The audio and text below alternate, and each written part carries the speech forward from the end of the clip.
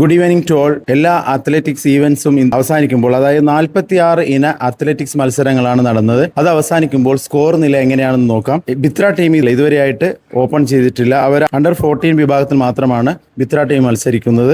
അതുകൂടി മനസ്സിലാക്കണം. കൽപ്പേനി ടീം 4 പോയിന്റുമായിട്ടാണ് നിൽക്കുന്നത്. ചെത്ലാത്ത് ടീം 5 പോയിന്റുമായിട്ട് നിൽക്കുന്നു. Minicoy 12 point, Kavaratti 18 point, Kiltan 30 point, home team 30 പോയിന്റാണ് നേടിയിരിക്കുന്നത്. കടമത്ത് 59 പോയിന്റ് നേടുന്നു. അഗത്തി 76 പോയിന്റ് നേടുന്നു. അമീനി 113 പോയിന്റോടെ സെക്കൻഡ് സ്ഥാനത്ത് നിൽക്കുന്നു. ഒന്നാം സ്ഥാനത്തിൽ അത്ലറ്റിക്സിൽ നിൽക്കുന്ന ആന്ത്രോത്താണ്. ആന്ത്രോത്ത് വീണ്ടും ആധിപത്യം തെളിയിക്കുകയാണ്. 151 പോയിന്റാണ്.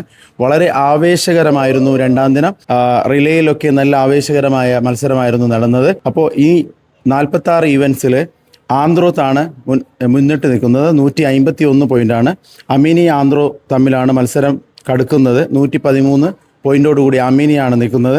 തൊട്ട് പിന്നിൽ അകത്ത് 76 പോയിന്റോടുകൂടി നിൽക്കുന്നു. ഇനി വരും ദിനങ്ങളിൽ ഗെയിംസ് മത്സരങ്ങളാണ് നടക്കുക.